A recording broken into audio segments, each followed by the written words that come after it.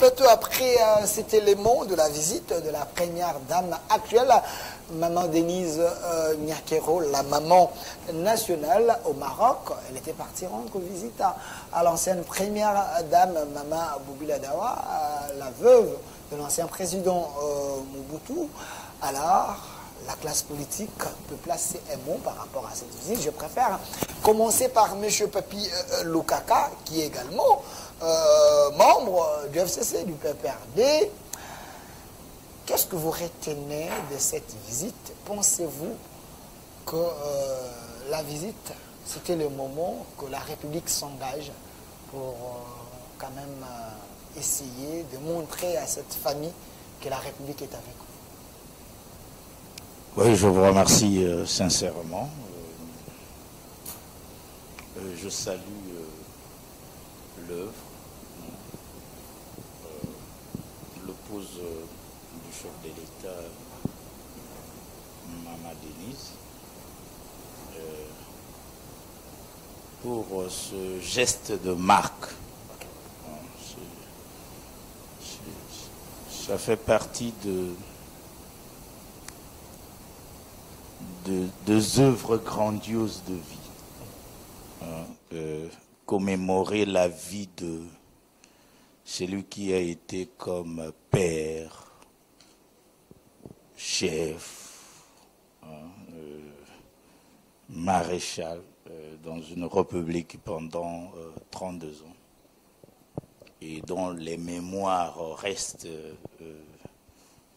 gravées génération et génération dans l'histoire politique du Congo et du monde. C'est une œuvre louable et nos très sincères félicitations. Et cela démontre aussi qu'il y a une approche dialogique qui, naturellement, a une valeur de la gauche. Parce que j'ai en face de moi un professeur de sociologie. Et donc, le socialisme scientifique où la gauche congolaise a des valeurs. Et une des valeurs de la gauche, c'est le dialogue. C'est des consensus, c'est des concertations. Et donc, ce geste fait partie d'une culture politique aussi des participations. Parce qu'il s'agit d'une grande famille biologique et politique de l'État congolais qui ne peut pas être oubliée.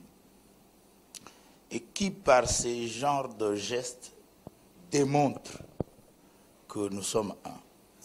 Et ces genres de photos montrent un peuple fort. Ce sont des signes forts pour relever, même refonder notre société. Parce que nous avons des choses qui ne marchent pas aussi par rapport à des sensibilités. Et ce geste, pour une grande famille, la famille Mobutu, une grande famille du pays, mérite ça. Merci. Merci, M. Papi. Lukaka, c'est vrai, ce n'est pas notre thématique principale. La thématique principale, c'est la RDC. Face aux défis à relever, on va prendre quelques cas. Mais, professeur Omeonga, par rapport à cet élément, pensez-vous qu'il est nécessaire que le corps de l'ancien président du Zaïre, Mobutu, puisse revenir au Congo? Pensez-vous que ça peut débloquer certaines choses? Non, mais je pense que je remercie d'abord mon frère et jeune frère Lukaka, Papi Lukaka, parce qu'il a parlé des mots très, très, très, très fondamentaux. Quand il dit que c'est ça qui a montré l'unité, d'abord. Nous sommes unis, et ce qui nous dit, d'abord, c'est la République, c'est l'État congolais. Et à toute amitié, je crois que la première dame a montré qu'au-delà des considérations politiques, au-delà des considérations idéologiques, à toute amitié, et nous sommes des citoyens congolais et qu'à des moments difficiles, il faut toujours appeler à nos valeurs ancestrales, de l'assistance. La société existe et avant, on ne peut pas, dans des moments difficiles, aller parler de la politique. Et j'apprécie le thème qu'il a dit, le Congo féminin. Et ça, c'est très important parce que actuellement, il y a des femmes qui font beaucoup de choses et qui sont des bonnes conseillères de leurs chefs, de leurs patrons. Et ce sont des hommes, des femmes aussi qui font faire développer, faire émerger certaines choses. Et je crois que le Congo féminin, je crois que c'est un thème très très important et enrichi de renseignements, d'enseignements beaucoup pour nos élèves et nos étudiants. Et enfin, je pense que le retour du corps de maréchal, vous savez, et moi je suis un produit du maréchal, hein, j'ai grandi parce que en ce moment, nous avons dit que Olinga Olingoté, on était dans les MPR, bon, et nous étions aussi boursiers de cet homme-là. Actuellement, les gens n'ont pas de bourse, mais nous... C'est que vous êtes, c'est grâce à lui, ouais, à sa politique, à sa manière de faire. Voilà, bon, de toute façon, effectivement, on a grandi à cette époque, bien que on était des révolutionnaires, comme il a dit, nous sommes des gens de gauche, on a commencé déjà au campus, comme on était des lumumbistes, alors effectivement, il y a certaines choses que nous ne voulons pas mettre de côté, mais sinon, dans l'ensemble, je crois que c'est l'unité, et que l'affaire de retour du corps de Patrice Emery, du président Mobutu, je crois que c'est une affaire entre le président et la famille biologique. Je crois que je ne peux pas fermer, l'intérêt est là, on ne peut pas quand même refuser, quelles que soient les dérives politiques, certaines choses, on ne peut pas refuser quelqu'un de revenir dans ses terres ancestrales quand même. Non, c'est quand même méchant, mais je crois que la chose doit se passer entre la famille biologique et les présidents de la République. Et on sait que le président de la République a toujours répondu favorablement à ce genre de choses. Merci, professeur Omeunga. Vous êtes scientifique, mais proche d'Union Sacrée. Alors, monsieur Prosper Djamala, personnalité politique, vous soutenez souvent les actions du chef de l'État, sa vision, sa manière de faire pour que le Congo gagne. Mais la première question est là. Vous avez suivi la visite de la première dame au Maroc. Elle était partie rendre visite à cette première dame, Maman Boubilada. Ça fait plus de 20 ans, la dame ne sortait pas aux médias, ne parlait pas, mais sous le régime Tshisekedi, on sent qu'il y a l'approche. Pensez-vous, malgré le mal que Mobutu a à faire, selon plus d'un, c'était un dictateur, il y avait quand même une valeur. On parlait de l'unité quand Mobutu était là. Pensez-vous que si les corps de Mobutu reviennent aujourd'hui au pays, et la RDC, sur le plan ancestral, sur le plan, je ne sais pas, on peut gagner quelque chose. On est quand même africain. Merci pour la... Prenez le micro. Merci pour la question. Je salue les gestes louables et humains de Maman Denise Nyakero pour être partie rendre visite à l'une des premières dames de mon pays, de la République du Congo. Je disais aussi que, comme l'a dit Papi Kaka, c'est que la refondation de l'État part de là, d'ailleurs. Parce que vous avez posé cette question. L'image d'un peuple civilisé, c'est ça. Des gens qui ont des manières, qui ont l'amour. L'amour d'un peuple doit se caractériser par la manière dont les dirigeants ou ceux qui ont occupé des responsabilités politiques se comportent. C'est une image qui donne le ton dans l'ensemble de notre communauté congolaise, que nous pouvons avoir des divergences idéologiques et politiques, cependant, nous restons des humains, nous sommes des frères et sœurs. La contradiction peut être politique, mais socialement, nous sommes obligés de... Vous avez vu le maréchal Mobutu à Cap-Martin malade, vraiment terrassé par la maladie. Étienne Tshisekedi allait à son chevet. Non, c'était à Cap-Martin, en France. Okay. Et toutes les fois que le président Mobutu a eu des deuils chez lui, le décès de ses enfants, le président Tshisekedi était tout le temps allé à son secours. Ça veut dire qu'il y avait des relations politiques tendues liées à une idéologie, il fallait faire des choses autrement, amener le Congo dans une marche de progrès, de développement. Et les deux visions ne se sont pas accordées. À un certain moment, les deux se sont séparés, mais humainement, socialement, ils étaient un.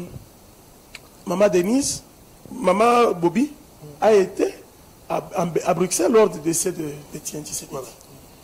L'image ici, c'est que, comme je dis, nous pouvons avoir des divergences politiques, FCC, Union Sacrée, la Mouka ou consorts, mais humainement, nous devons montrer à notre communauté, à notre population, que nous sommes des gens, nous sommes un, divergents pour avancer le plan de pensée.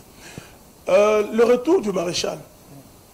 Vous savez, je suis allé une fois à l'Équateur, j'ai constaté que la pénétrabilité ou la pénétration de l'UDPS c'était un problème.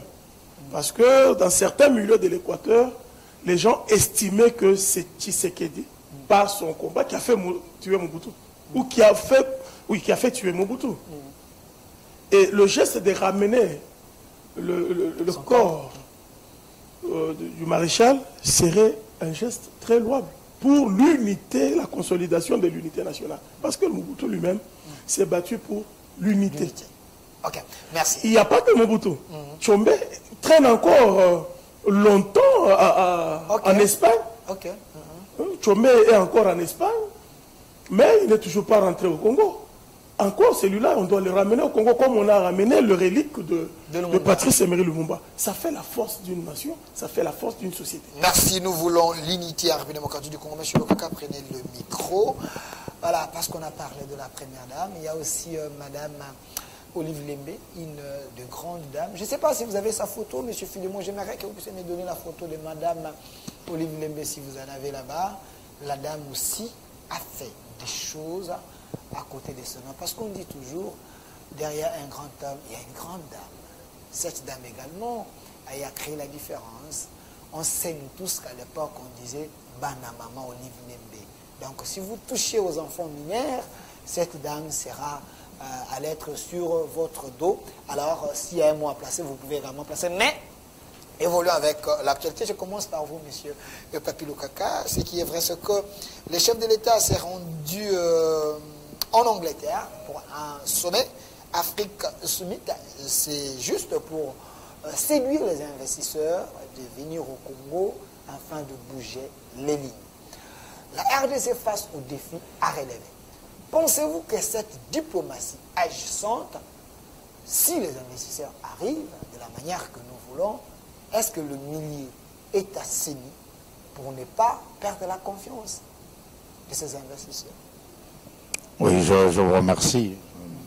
Je salue les assises de son Excellence, Monsieur le Président de la République et chef de l'État, ce qu'il dit. Je crois qu'il s'arracine de us coutume dans ce défi des chefs de l'État dignes à la recherche des solutions pour rebâtir ou réorganiser sa société. Ça sur le plan mondial et international. Cette campagne doit être lancée. On doit faire les marketing du Congo, je dis, vendre le Congo autrement. Alors, face aux multinationales, parce que dans la géostratégie, dans l'hégémonie mondiale après la décolonisation, le capitalisme est à outrance. Maintenant, c'est la mondialisation par son instrument de contrôle Internet. Et cette mondialisation se matérialise par des multinationales. Donc, un groupe d'hommes d'affaires qui ne se montre pas par rapport à une race, par rapport à un pays. Ils sont plus puissants que les États. Ces entreprises-là sont plus puissants que les États.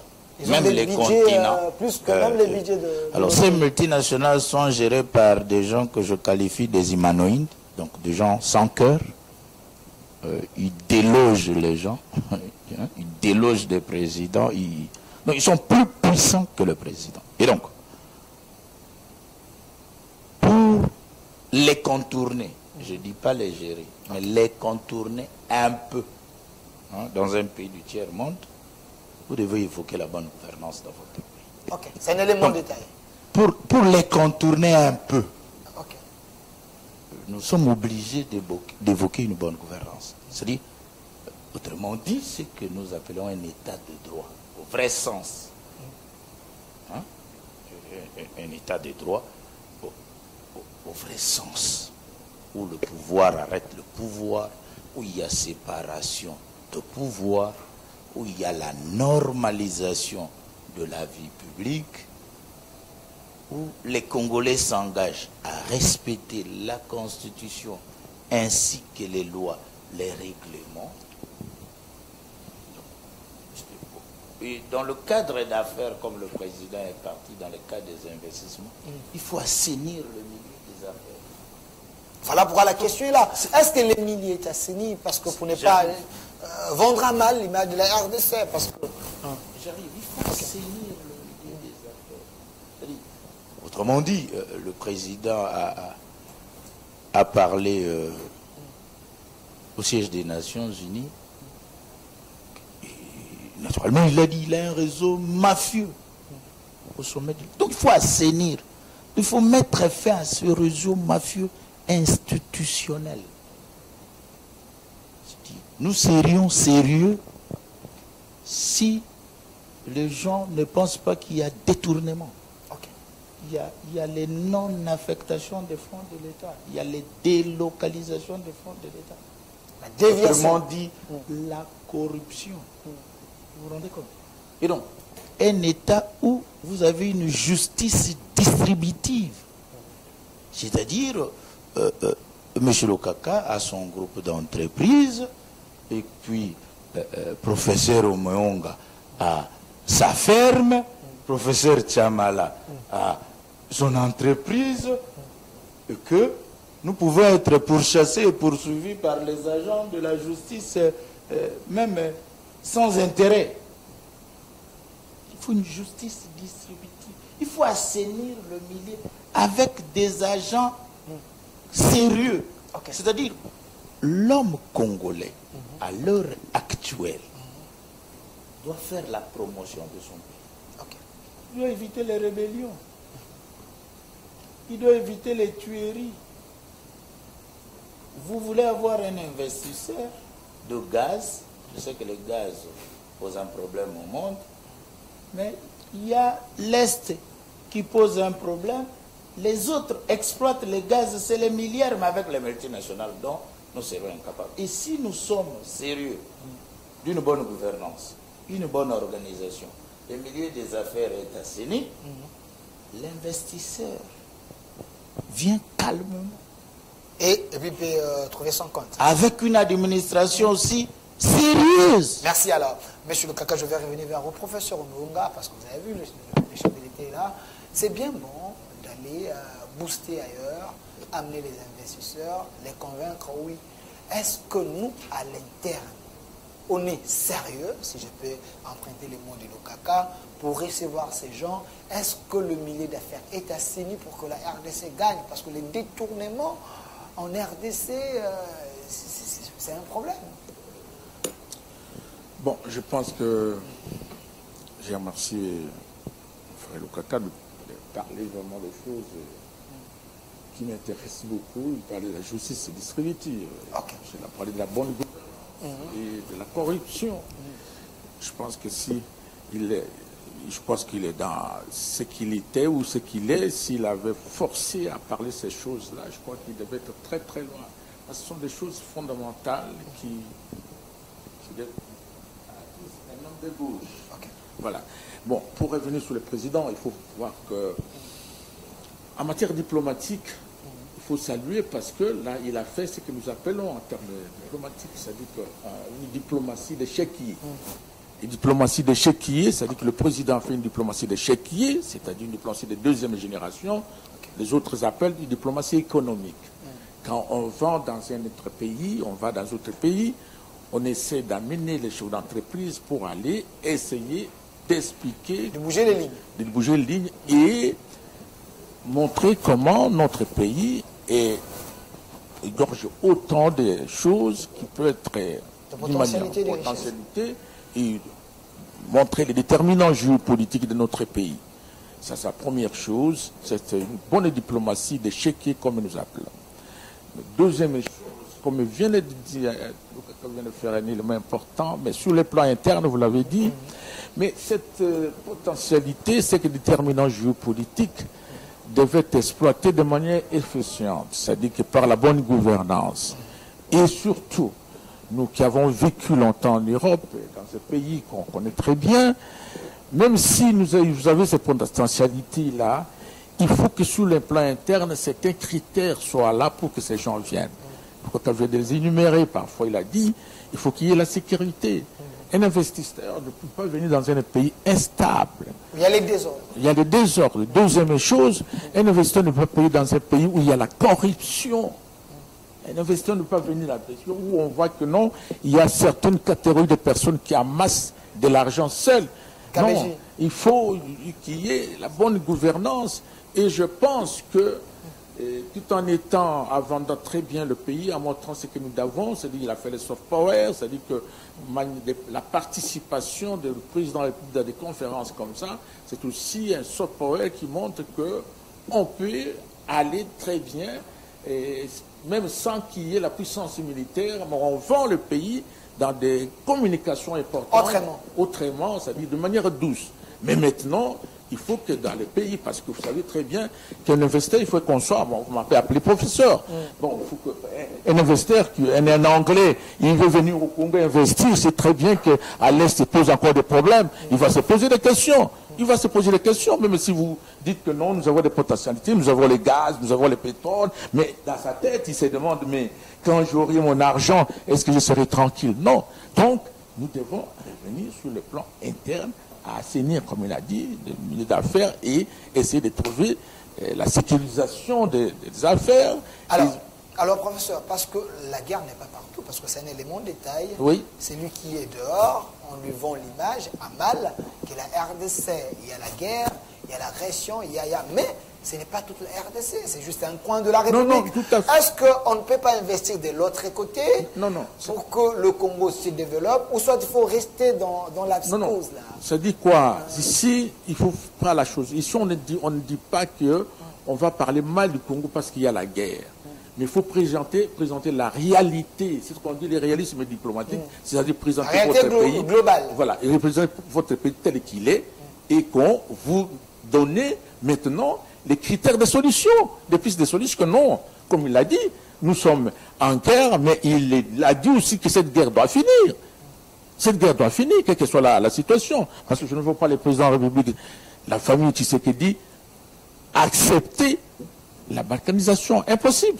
Okay. C'est pas possible. Mais alors, il ne faut pas dire que quand on va faire la diplomatie d'échiquier et cacher les réalités du pays, ça, ce n'est pas sérieux et on ne faut pas te prendre. Il faut être crédible dans la communication politique. Parce que dans la communication politique, tu peux gagner ou perdre. Et vous savez que tout maintenant, avec la globalisation de la communication, aujourd'hui, tout le monde connaît dans quelle situation se trouve la RDC. Donc il faut, tout en disant, voilà ce que nous avons, voilà ce que nous pouvons faire, et voilà, vous pouvez nous aider. C'est dans ce sens que je voulais dire. Merci. Donc, la diplomatie d'échiquier, revenir sur le terrain, le mécanisme de protection sécuritaire, et troisième chose, parler clairement avec les partenaires pour leur montrer que leur part de responsabilité, c'est la déstabilisation de la RDC. Merci, professeur Omeonga, ancien chef du département de relations internationales à l'UNIKIN. Alors, monsieur Prosper Tchamala, vous êtes une personnalité politique, vous soutenez les actions du chef de l'État, vous voulez que les choses s'améliorent. Quand le professeur parle de la diplomatie d'échiquier, c'est bien, mais il faut qu'il y ait les efforts à l'interne afin que ces gens trouvent leur intérêt. Est-ce ce qui est déjà fait donne-t-il de fruits? Parce qu'il y a le patrouille financier ici avec l'UGF, il y a la Cour de compte. Est-ce pensez-vous que ce vent peut garantir aux investisseurs qu'il y a un bon climat ici en RDC? Merci pour la question. Il faut vous dire que la République démocratique du Congo a opéré beaucoup de réformes sur l'environnement général des affaires, le climat des affaires, et pour rencontrer les désirs de la communauté internationale sur les doing business.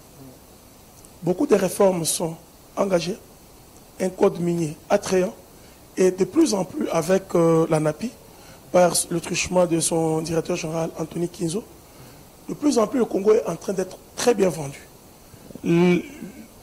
L'épine qu'il y avait sous le pied du Congo, c'était la corruption, comme l'a évoqué les deux co-débatteurs, et aussi la faiblesse de l'État au niveau de tracasseries administratives et policières. Et de ce point de vue, le président de la République y met un accent particulier dans le sens d'améliorer tout l'environnement des affaires, les tracasseries administratives et policières. Et donc, au niveau de l'État, auprès de ses animateurs, chacun doit faire un effort pour redorer l'image, la vitrine Congo. Et toutes ces réformes sont difficiles à être exécutées parce qu'il y a eu, dans la gouvernance antérieure, laissez-moi le dire comme ça, les conflits d'intérêts. Vous avez les mêmes personnes qui sont des gestionnaires de l'État et ce sont les mêmes personnes qui sont des opérateurs économiques, des hommes d'affaires.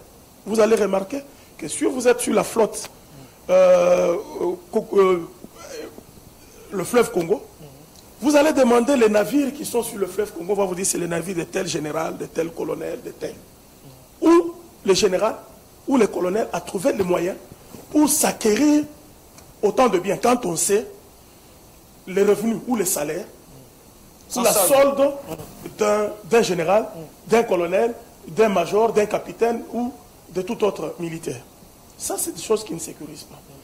La violence et l'insécurité qui règnent à l'est de la République démocratique du Congo, le fait est bien relevé dans le rapport Mamping, le fait d'une stratégie mise en place par des mafieux, en interne comme à l'externe, pour pouvoir piller systématiquement le pays et se distribuer le butin. Et ça, c'est la conséquence du dialogue intercongolais de Sun City et de l'évasion rwandaise sur le territoire de la République démocratique du Congo. Et donc, toutes ces choses sont une sommation sur le très long terme. Parce que je vais vous dire, les courts termes, c'est une année. Le moyen terme, c'est 2 à 3 ans. Et le long terme, c'est 5 ans. La gouvernance de l'AFDL, depuis 1997, a pris plus ou moins 23 ans ou 22 ans. Et donc, tout a été placé comme ça. Vous allez découvrir beaucoup de scandales dans ce pays, au fil des années, sur la grande mafia, même dans les entreprises du portefeuille de l'État, qui avaient été instituées, et à qui on avait donné des marchés. Ça, c'est des choses qu'il faut relever et mettre hors état de nuire pour nous attirer les vrais investisseurs. Les investisseurs qui viennent ici au Congo sont généralement des investisseurs spéculatifs. La démarche du président de la République, qui croit fermement à sortir le Congo de l'isolement international, veut qu'il aille à la rencontre d'eux. Parce que Papi Lokaka a évoqué ici la notion de la géopolitique internationale ou la géostratégie. Nous sommes passés de la mondialisation à la globalisation. Et ces globalistes-là n'ont pas d'état d'âme. C'est des gens qui n'ont pas la notion de frontières, ni la notion de la souveraineté des États. C'est parce qu'ils sont forts. Ils sont forts, ils sont puissants, et c'est des faiseurs de rois. Okay. Parfois, leur gouvernement vit au détriment d'eux. Regardez le film Jack Webb, vous allez voir comment quelqu'un tient toute une armée et il fait front à l'État, à la police, à la CIA, au FBI. Et ça tendait à être installé dans ce pays. Il faut démanteler tous ces réseaux. Un autre aspect. Lorsque le président de la République est allé en Angleterre la première fois à sa visite, il commence son propos par dire que les Banyamulenge sont des Congolais. Son propos, il entend son propos. Après avoir salué la population congolaise, il dit les Banyamulenge sont Congolais. C'était stratégique. C'était stratégique parce que leur quartier général, au-delà des États-Unis, le quartier général de International Tutti Power et même de Paul Kagame, c'est l'Angleterre. Londres. Et toutes les multinationales qui œuvrent contre nous, les noms, à Médina, qui exploitent les cacao de Médina, et que les rebelles, que ce soit les ADF, que ce soit les Banyabungu, n'ont jamais attaqué. Ce sont des Anglais. Secondo, écoutez, il y a des choses. Et il fallait, ceux qui exploitent l'Est là, qui créent l'insécurité, sont des multinationales qui viennent de partout, des Sud-Africains, des Israéliens, des Anglais, des Américains, des Français, des Allemands. Tous ces gens-là, c'était ça le sens de la tournée, la première tournée du président de la République. Le Royaume-Uni fait partie des 5 permanents des Nations Unies. Et récemment, lorsque le président était aux Nations Unies, il a dénoncé l'hypocrisie internationale. Okay. Et il a fait savoir au secrétaire général des Nations Unies qu'il n'a pas fait son travail de donner le rapport à tous les membres permanents. Maintenant, la diplomatie qui est là, c'est d'aller à la rencontre de chacun des 5 permanents, le plus puissant, qui domine sur le monde, leur expliquer la situation du Congo. Et au demeurant, au-delà de ça, il y a un autre problème, c'est qu'il faut présenter les ressources. Nous sommes dans une situation de crise internationale avec l'Ukraine et la Russie. La question du gaz, la question du pétrole s'impose. Et nous avons lancé l'offre sur... L'ARD, c'est un pays solution. C'est un pays solution sur l'environnement, aujourd'hui sur le gaz, le bloc pétrolier et gazier. Nous avons lancé un appel d'offres parce que nous avons besoin de ressources afin de pouvoir développer notre pays, nous prendre en charge, acheter des bancs pour nos enfants, construire les universités qu'on n'avait jamais construites depuis après l'indépendance. Et tout ça, c'est des choses pour lesquelles le président va à la rencontre de cela. Pour leur dire, tout ce dont vous avez besoin se trouve à la République du Congo. Nous avons le code des investissements. Nous avons des avantages à pouvoir vous accorder. Ça ne sert à rien de pouvoir tuer nos populations, verser le sang et travailler avec le Rwanda qui n'a rien comme ressource. Merci, M. Prosper Tchamala a donné le micro à M. Papi Lukaka. La RDC a beaucoup à offrir à l'humanité parce que Dieu nous a tellement bénis de manière méchante. Il y a quand même nos ennemis qui pensent nous affaiblir. Alors, Monsieur Papi Lukaka, nous allons passer à notre sujet, mais quand même, cette question semble être importante parce que nous voulons que les choses changent. Est-ce que vous pouvez me donner la photo du Premier ministre Sama Lukonde? Il est le chef du gouvernement. Vous avez à soulever quelque chose ici, la bonne gouvernance. Le chef de l'État fait sa part. Mais à l'interne, c'est le Premier ministre qui se pointe, c'est le Premier ministre qui coordonne, c'est le Premier ministre qui fait à ce que l'État bénéficie et que le gouvernement travaille. Quels sont les axes prioritaires, si Sama Lukonde est en train de le suivre, parce que nous voulons que la RDC gagne, peut entamer pour que tout ce que le chef de l'État fait comme lobbying, et à l'interne, que ça donne le fruit?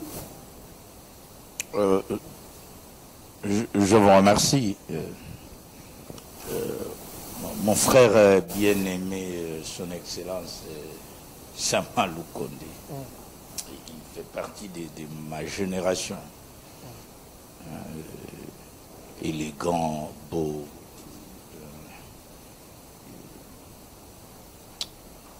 Je médite quelque chose dans une de nos formations en Chine, en Beijing, en 2016. Et nous étions en face d'un ministre de l'économie de la République populaire de Chine, avec mes amis. Il a dit deux choses, elle a dit deux choses importantes. Micro. Deux choses importantes.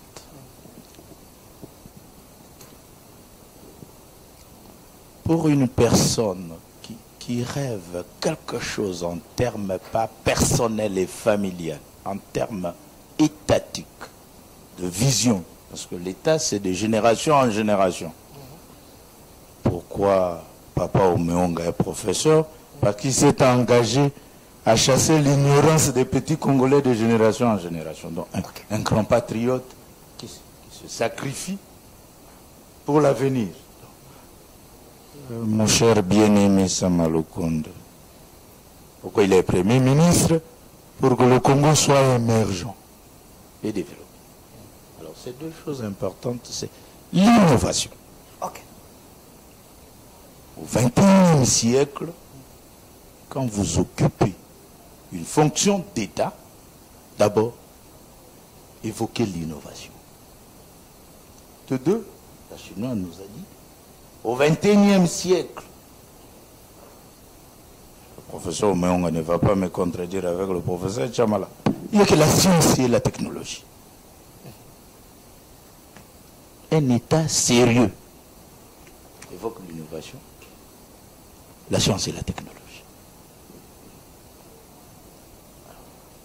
Les deux choses, à mon cher frère, Premier ministre, son Excellence Sama Lukonde, l'innovation. Je sais qu'il habite, comme l'a dit Takizala, les anciennes résidences des gouverneurs généraux. Vous savez, s'il n'y a pas d'innovation dans toutes ces maisons-là, avec les modèles prototypes, ces maisons aussi doivent changer. Et là où il travaille, et là où il réside. Peut-être le colon avait placé un esprit. Le gouverneur, vous savez, Léopold II ne se déplaçait pas. Hein. Il gérait qu'à la maison. Et à part distance, je m'excuse. Mais il avait quand même forgé un Congo. Au XXIe siècle, un État, un pays non aligné. Plus de 450 tribus réunies en 4 langues nationales.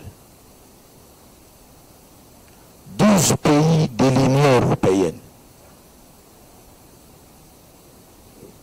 Avec l'annualité budgétaire, vous comptez lancer ce pays à l'émergence et à la compétition.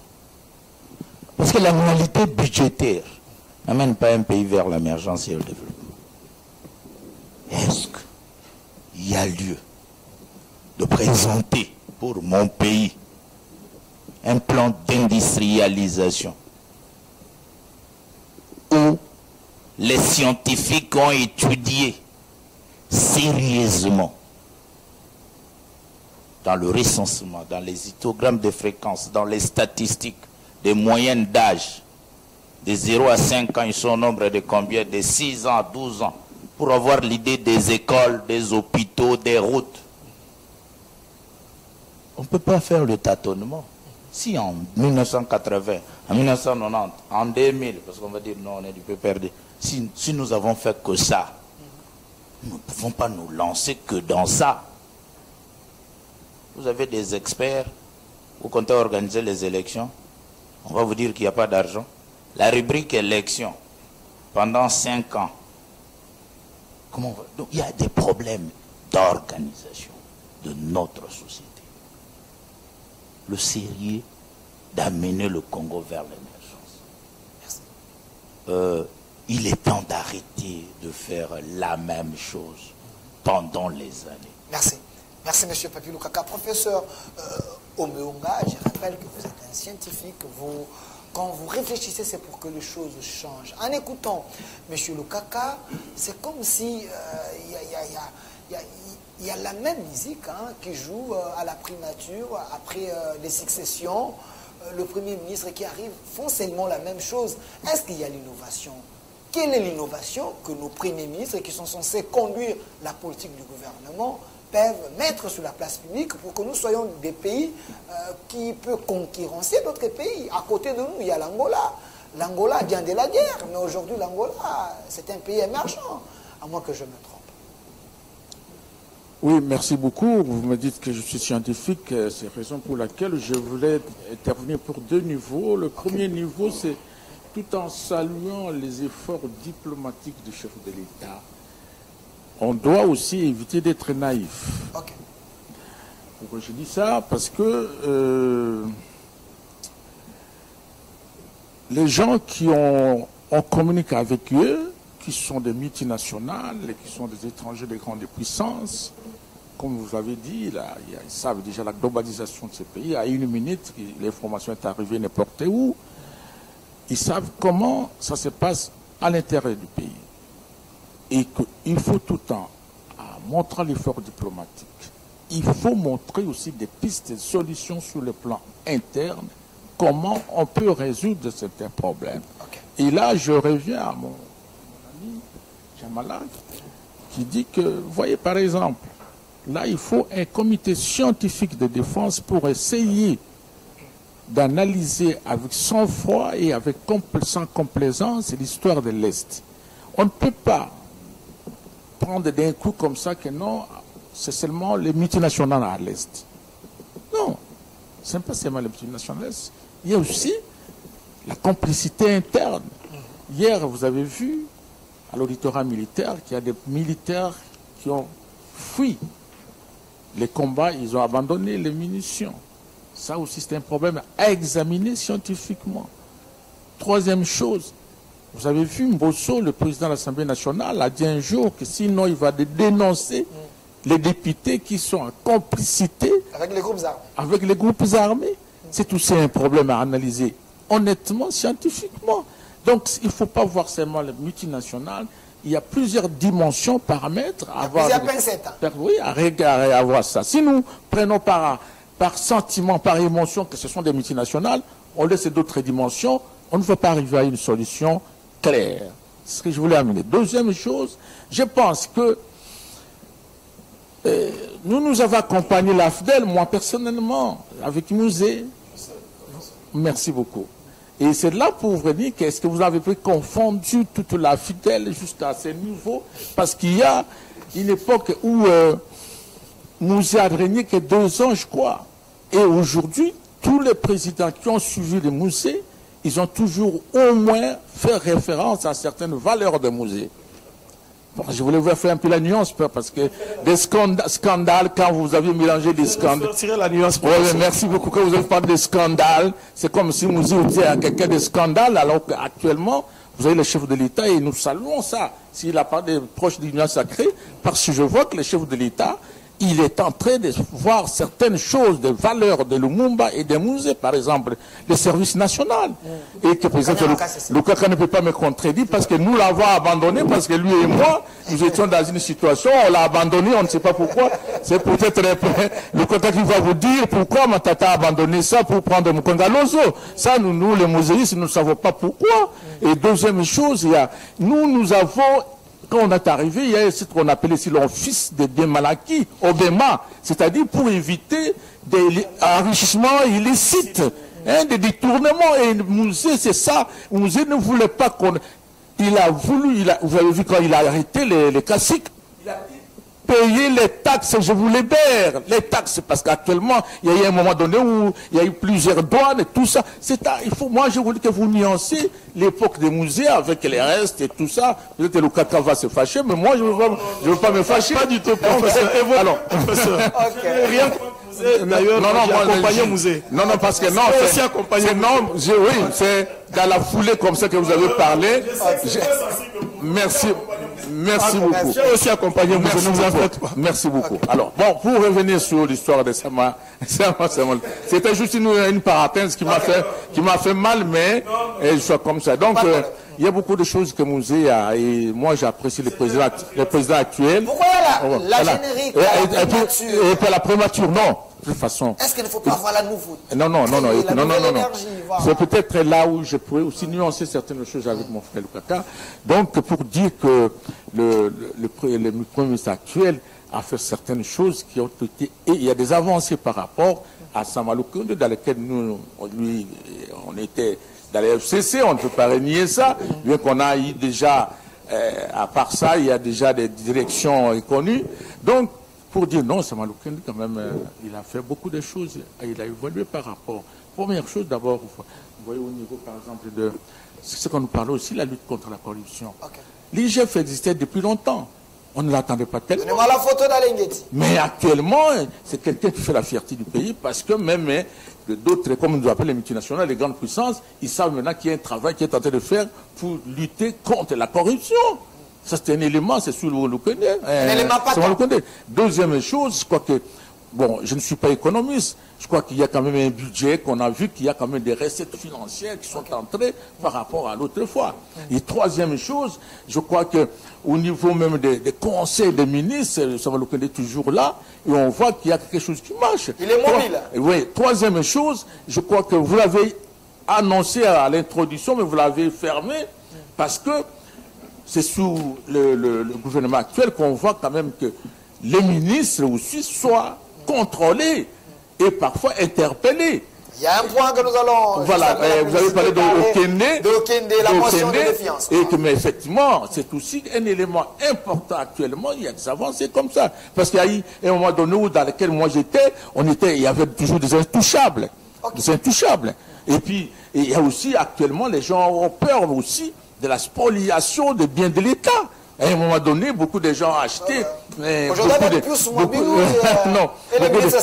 de gens ont acheté. Beaucoup de gens ont acheté. Bon, discutable, mais moi je parle des avancées au moins parce que quelque chose qui a fait mieux que l'autre, il faut le dire. Il faut le dire plutôt que de dire en égalité. C'est ça que je pourrais dire que non, ce n'est pas que l'opposition. Tout n'est pas noir. Oui, il n'est pas noir. Il y a beaucoup de choses avec le Premier ministre actuel.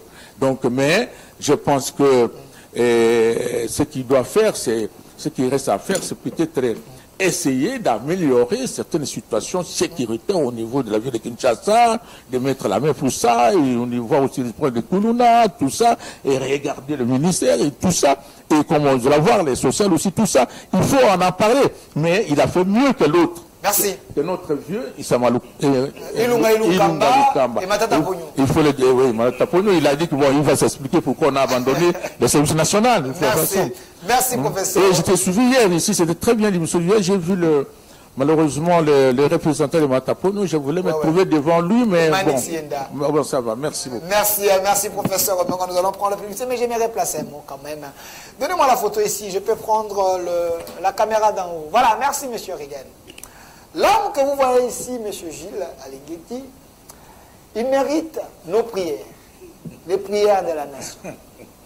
Il est en train de lutter, oui. S'il y a autant de politiciens aujourd'hui en prison, malgré qu'ils sont sortis, mais c'est grâce à lui, grâce à ses efforts. Alors je demande à la justice de mon pays de ne pas affaiblir cet homme, de ne pas l'affaiblir, parce qu'il fait beaucoup, il fait beaucoup. Alors moi j'encourage M. Jules avec l'UGF, d'aller de l'avant, la République a besoin de vous. Alors, prenons la publicité, nous allons revenir. Et puis, pour continuer cette émission, parler de la motion de défiance au Parlement avec le ministre Shelba Okende du Transport. Votre plateau, la chaîne de la Maman Nationale, là, vous suivez l'émission Duel, merci pour vos remerciements. Là, je vois un monsieur qui m'a écrit pour me dire, enfin, merci pour les castings, vous êtes en train de contribuer à la nation avec ce débat républicain des têtes bien faites de mon pays. Alors, je donne la parole à M. Prosper Chamala, lui qui est personnalité politique au sein de l'Union Sacrée. C'est vrai, s'il y a les arriérés, vous pouvez payer par rapport à la première thématique, mais la deuxième thématique, vous voyez déjà les décors, on vient d'échanger. Là, c'est le Parlement de mon pays, il y a une motion de défiance contre le ministre du Transport, M.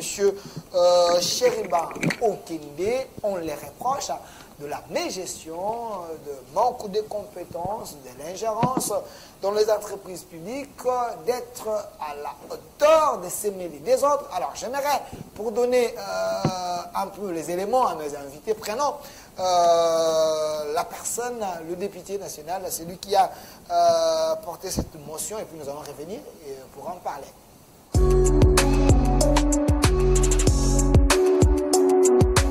Il s'agit d'une motion de défiance contre le ministre des Transports, voies de communication et désenclavement, M. Shelba Okende. Nous sommes venus déposer la motion contre lui, compte tenu de nombreux abus qu'il est en train de commettre dans l'exercice de ses fonctions. Nous sommes décidés, avec les collègues signataires de cette motion, pour déposer une motion afin qu'il quitte définitivement ses ministères. Absolument, toutes les conditions ont été respectées et les signatures ont été toutes acquises. 50, nous sommes à une soixantaine de signatures. Il s'agit...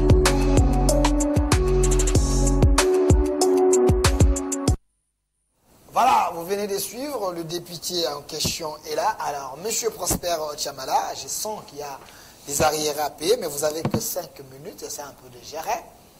Pensez-vous qu'il est temps qu'on change le ministre ou soit qu'on change les choses à la tête du ministère du Transport? Parce que Shelba Okende fait de son mieux pour que les choses s'améliorent. Apparemment, les députés pensent qu'il ne travaille pas bien. Merci. Merci pour la question. Je vais revenir sur problématique du ministre des Transports, Chéribin Okende. Mais là, je vais d'abord parler des axes prioritaires que pourrait suivre le Premier ministre pour pouvoir réussir son mandat. Le Premier ministre c'est Samal Koundé, c'est la question que j'avais posée aux deux co-débatteurs.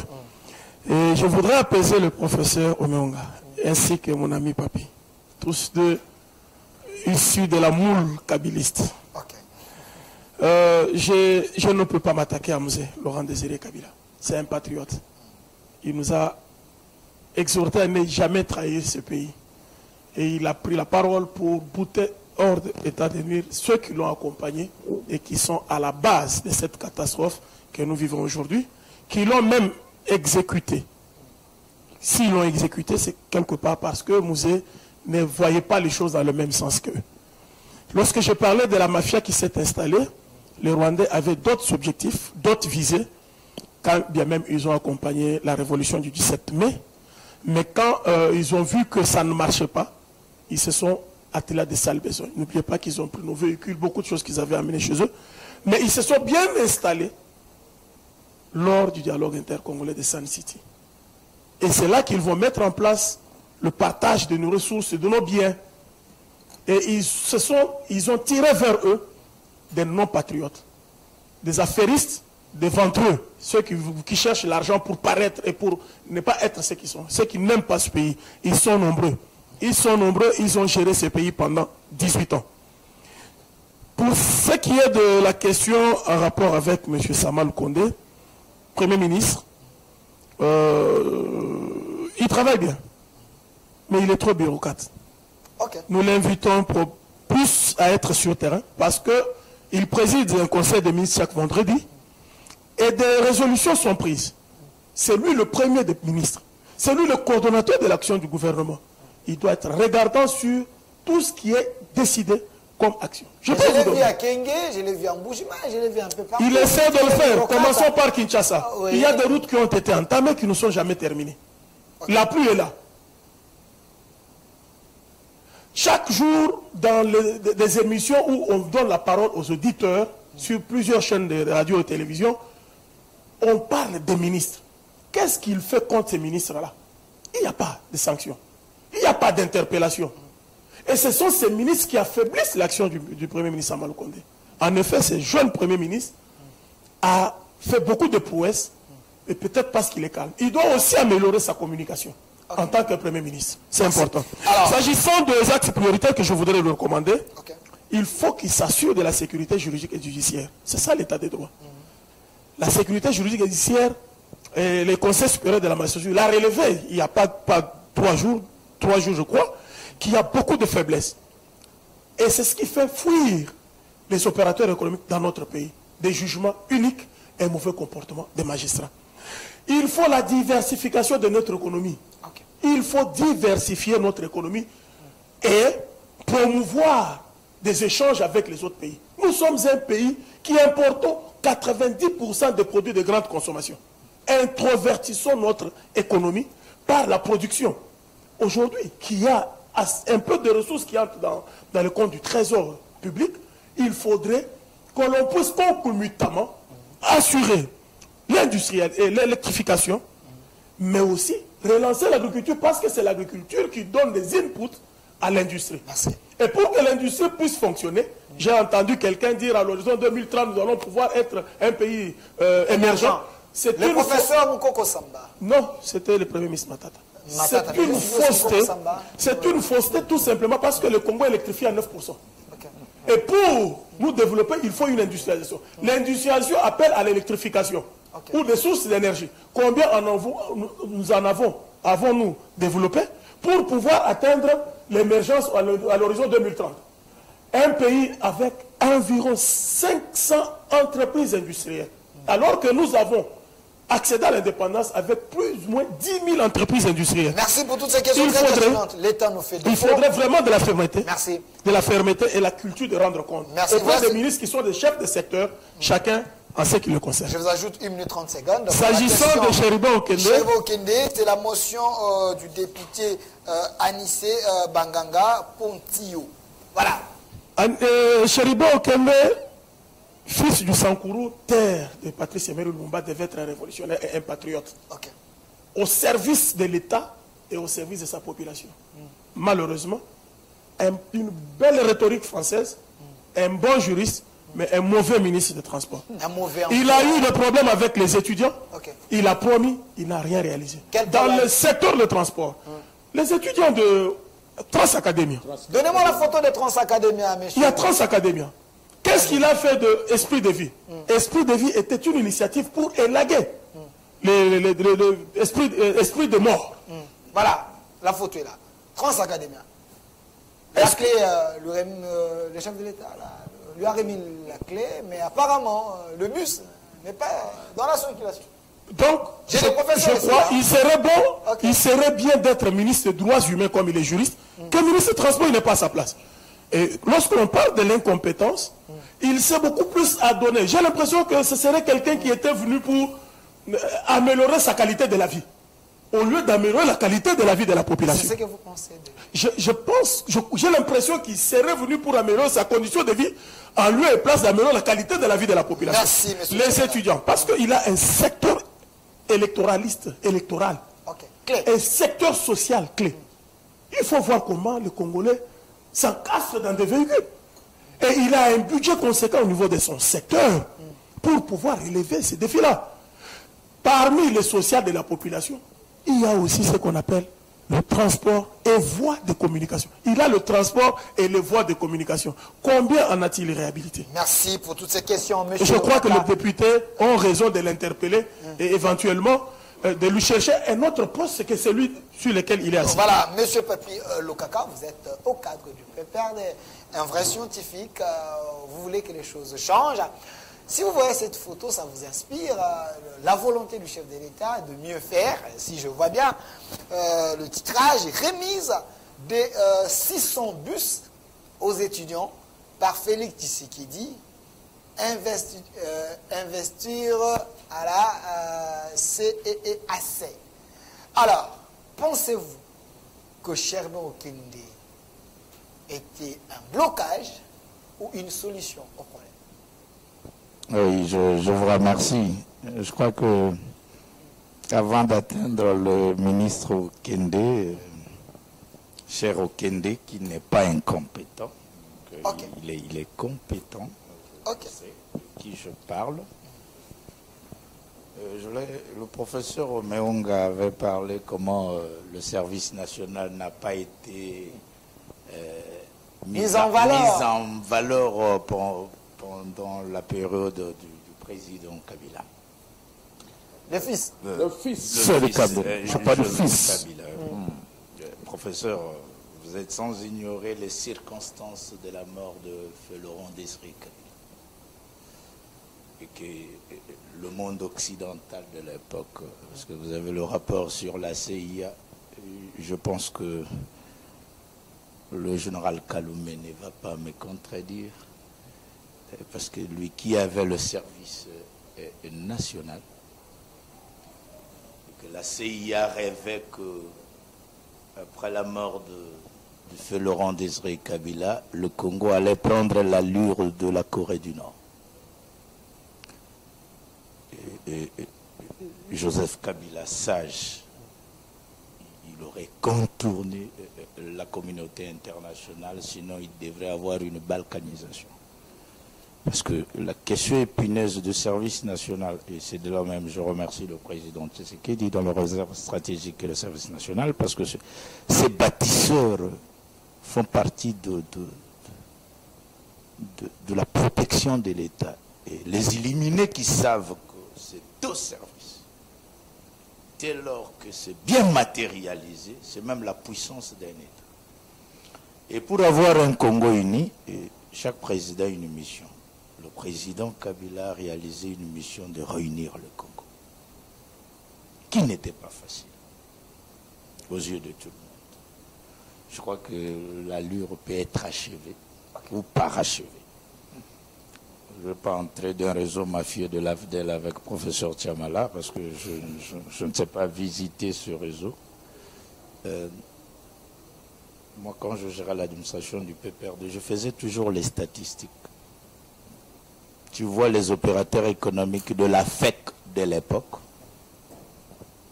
et de la FEC d'aujourd'hui. Vous allez voir s'ils font partie de ce système de Laurent Désiré Kabila ou du système ancien. Est-ce que vous avez des opérateurs économiques mafieux que le Zaïre avait expulsés, qui sont rentrés au Congo d'aujourd'hui avec d'autres labels par le même système mafieux?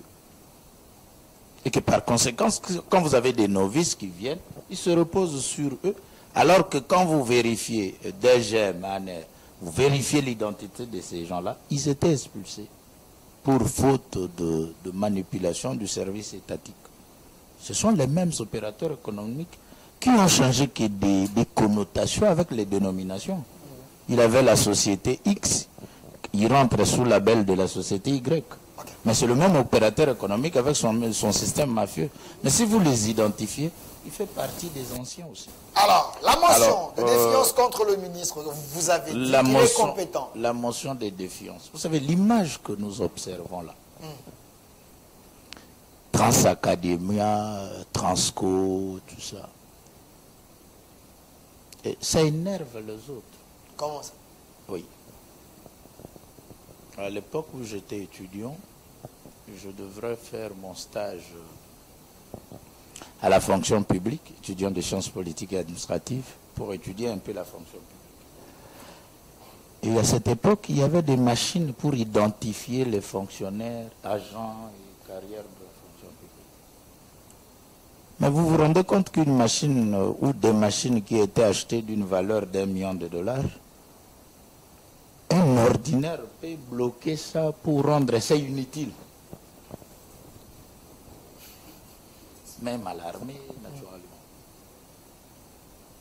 Est-ce que c'est par patriotisme? Non, parce que si on identifie tout le monde, lui, il mange sur base de ses excédents. Il n'aime pas la machine. Est-ce que le ministre Okende, je ne le défends pas, je suis pas dans ce... Est-ce qu'il n'est pas victime... du système? Non, de ce genre d'image et de propagande. Parce que quand vous avez un ministre dans un secteur où tout le temps il a les innovations avec le président, le Congo natal ici, parce qu'on n'a pas de moines, hein. Le Congo ici, nous n'avons pas de moines. Sous d'autres cieux, il y a des moines qui veillent et qui prient pour les gens qui sont en fonction.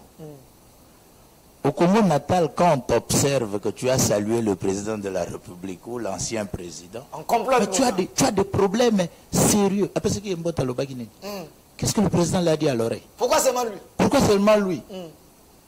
Et là, tu seras victime d'un réseau qui n'est pas naturellement, qui ne participe pas. Et il a quel secteur? Le transport. Mais il a Onatra. Vous savez qu'il y a des gens qui veulent la privatisation de l'Onatra. Essaye seulement de vérifier les locaux de l'Onatra quand tu vas voir. Qui exploite ça? C'est des mafieux que vous parlez là. Et donc, les maisons de l'Onatra, si aujourd'hui, si nous sommes sérieux de dire à l'ex-Otraco, Onatra qui serait privatisé, alors, de dire seulement toute personne qui occupe les maisons de l'Onatra et les sites, de quitter dans 48 heures, vous aurez des AVC. Alors, un secteur aussi sensible et stratégique pour les commerçants d'abord. Alors, toutes ces œuvres-là font partie de conspirations des gens. Je lisais quelqu'un, il dit, au Congo, si vous êtes intelligent, il faut faire très attention. Vous risquerez d'être humilié par des ordinaires. Quand vous êtes compétent en RDC, donc, un monsieur compétent dans la gestion, il devient impopulaire. Pourquoi? Parce que la mafia, vous savez, le bâtiment de l'Onatra a été incendié sans enquête. La mafia qui s'installe dans le secteur de transport et voies de communication, parce que ça c'est qu'on ignore. Il faut qu'il y ait des bateaux avec des baliseurs. Nous du fleuve, il y a des bateaux pour nettoyer le fleuve ainsi que les lacs. Il y a des bacs. Quand quelqu'un s'est déjà approprié le bac, un député, pour gagner, il s'approprie le bac.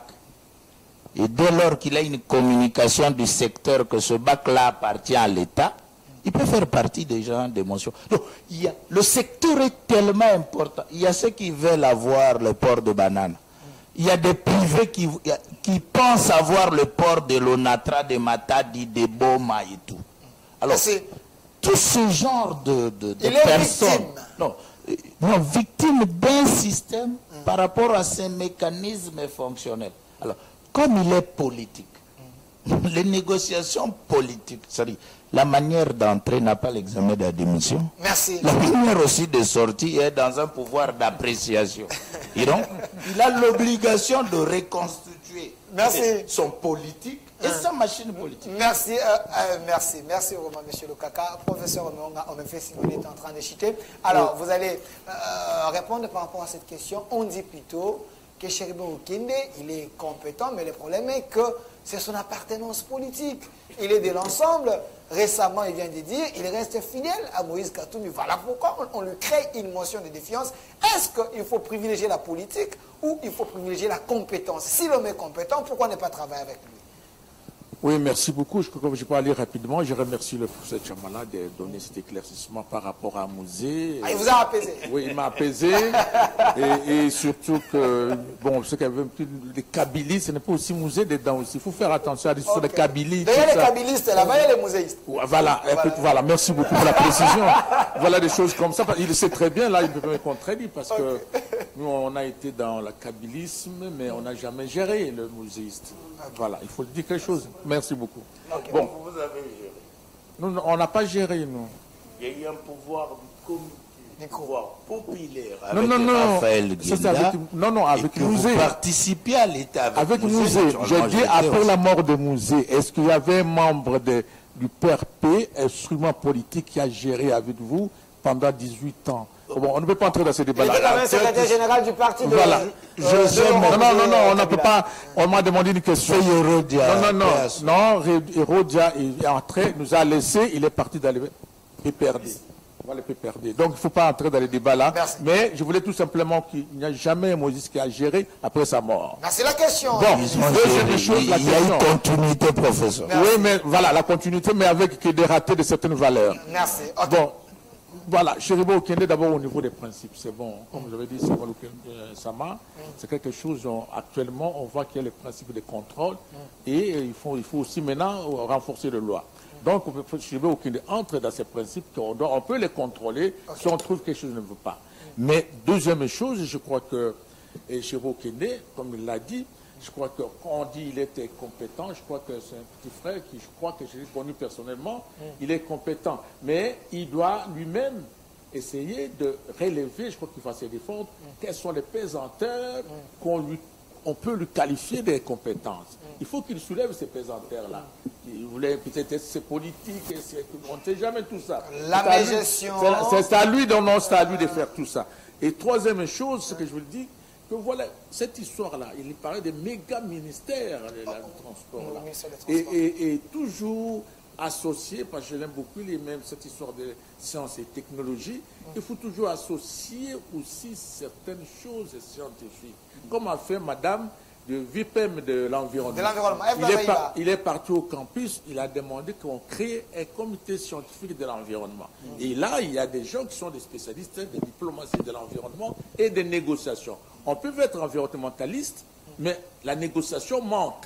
Alors, il faut lier les deux. Voilà ce qui est important. Tu sais qu'il y a un coût d'économie des transports. Voilà. Alors, lui, dans ce ministère-là, prochainement, dans le cas où il y resterait, il faut qu'il essaie de faire aussi un comité, une commission scientifique des transports où on peut l'aider dans certaines choses. Voilà. Au campus, il m'avait pris, par exemple, j'ai lui dit, attention, les transports économiques, il faut bien aller vite. Parce que, comme il a dit, la sensibilité des étudiants, soit comme ça, on devait lui donner certaines idées. Mais je pense qu'il va se défendre. Et il est compétent, je le connais très bien. Et il a une bonne communication. Mais maintenant, la gestion des affaires des transports, et il faut ça là. Pour terminer, comme il a dit aussi, il a dit d'autres mots, moi je peux le dire clairement, nous quand nous donnons cours, il y a toujours la politique, la face B et la face A. Il faut savoir la face A, oui, on te nomme ministre, et la face B, il faut savoir gérer d'où tout vient, qu'est-ce qu'il faut dire, est-ce que c'est opportun de dire ça maintenant ou pas, au moment où vous êtes dans la gestion gouvernementale.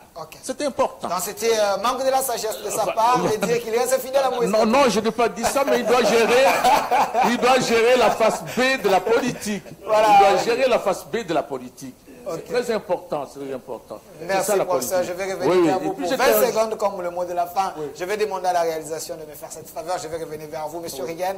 Je sais que vous tenez à ce que je termine. Je donne 20 secondes comme mot de la fin. Alors, au professeur Chamala, on retient quoi par rapport à cette émission? La thématique était la RDC face aux défis à relever. On retient quoi?